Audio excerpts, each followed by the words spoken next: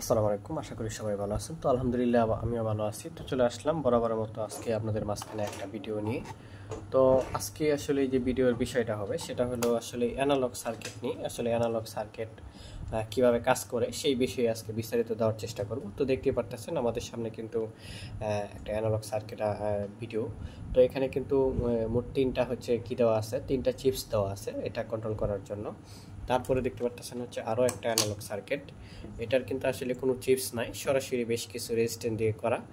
তো এটার দিক হলো এখানে শুধু দেখেন একটা জেনারেল বসানো আছে, আর বাদ বাকি করে শুধু রেজিস্ট্যান্স দেওয়া আছে। তো এটা হচ্ছে 48 ভোল্টের যে অ্যানালগ সার্কিট আছে, 48 ভোল্টের অ্যানালগ সার্কিট। এটা কোনো হচ্ছে আপনি ভোল্টেজ বাড়াতে পারবেন না, ফিক্সডে যা থাকবে তাই আপনাকে 48 ভোল্ট দেখাবে। তো আজকে আমি এই বিষয়গুলো নিয়ে আপনাদের মাঝখানে আলোচনা করব। তো দেখতে পারতেছেন আসলে আবারও চলে আসলাম এইটা নিয়ে।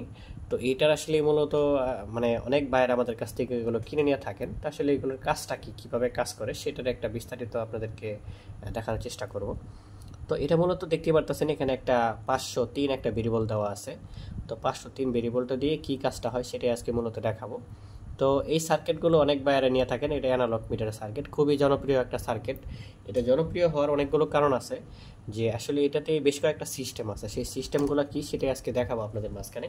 তো এটা প্রথমত অনেক বাইরা যারা মিশু গাড়ি চালান বা হচ্ছে 5 ব্যাটারি গাড়ি চালান, 6 ব্যাটারি গাড়ি চালান, তারা কিন্তু বিভিন্ন রকমের যে মিটার মোবাইল মিটার, বিভিন্ন ধরনের মিটার কিনে কিন্তু আমরা মুশকিলে বিভ্রান্তির পড়ে থাকি। আসলে আমাদের হচ্ছে গিয়া মিটারের চার্জ, যে বাতির যে চার্জটা, এটা ঠিক মতো দেখায় না।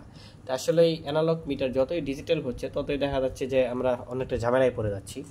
তো যাই হোক, অ্যানালগ মিটারের অনেকগুলো ভালো দিক আছে। তো এই মিটারের সিস্টেমটা হলো আপনি চাইলে 12 ভোল্ট এটা দিয়ে করে নিতে পারবেন, চাইলে 72 ভোল্টও করে নিতে পারবেন।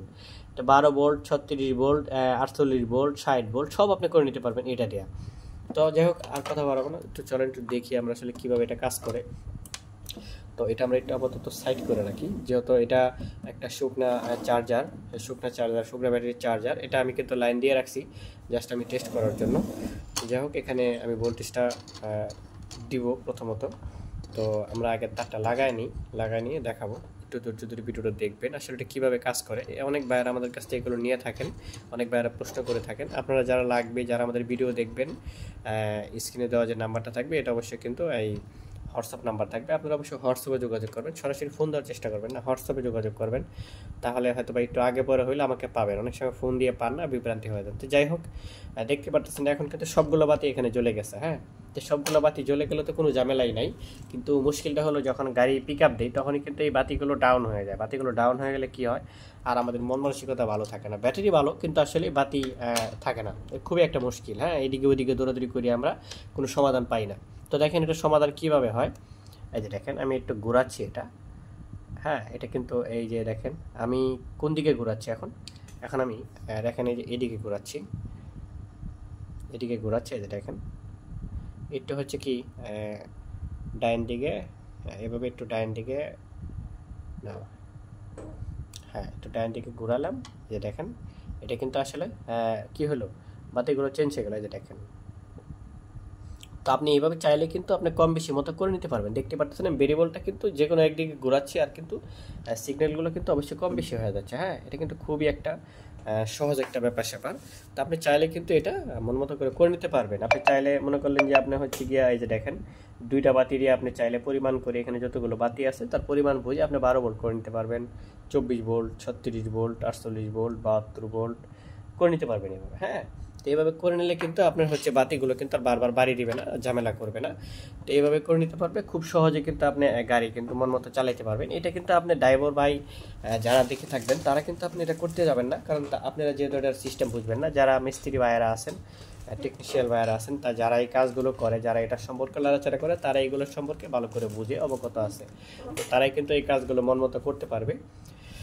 তো যাই হোক, এটা খুবই একটা জনপ্রিয় মিটার। আপনারা যদি প্রয়োজন পড়ে অবশ্যই আমাদের কাছ থেকে নেবেন। বাংলাদেশের 64 জেলাতে কিন্তু হোম ডেলিভারি। অবশ্যই যারা অ্যাডভান্স করবেন শুধু তারাই কিন্তু মাল পাবেন। আর অ্যাডভান্স যে আহামরি অনেক কিছু করতে হবে বিষয়টা এরকম না। আপনি দেখা গেছে যেগুলো 20 পিস মাল নিলে আপনাকে মিনিমাম 50 টাকা অ্যাডভান্স করতে হবে।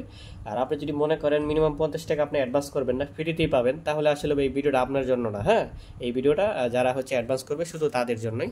শুধুমাত্র অ্যাডভান্স করলে আপনি এই মালগুলো নিতে পারবেন। মিনিমাম 50 টাকা আপনাকে অ্যাডভান্স করতে হবে, অথবা 100 টাকা। হ্যাঁ, মিনিমাম 100 থেকে 50 টাকা অ্যাডভান্স করলেই বাংলাদেশের 64 জেলাতে এই মালগুলো আপনি পাবেন। অবশ্যই বাকি মালগুলো যখন হাতে পাবেন তখন টাকা পেমেন্ট করবেন, বাকি টাকা। হ্যাঁ, তো এখন আমি যেটা আরেকটা যেটা আছে এটা আমি একটু দেখানোর চেষ্টা করি। প্রথমত এটা কোন কালার হবে আমার জানা নাই, তো যেহেতু এখানে কালো মার্ক করা নাই, তো যাই হোক এটা হয়ে গেছে এখন। তো দেখতে পারতেছেন এটা কিন্তু এই যে সোজা সাপটা এভাবেই জ্বলবে আপনি লাইন দেওয়ার পরে। তারপরে যদি এটা আমি পরিষ্কার বলতে পারতেছি না, যেহেতু আমি আসলে এই গাড়ি চালাচ্ছি না, আমি জানি না।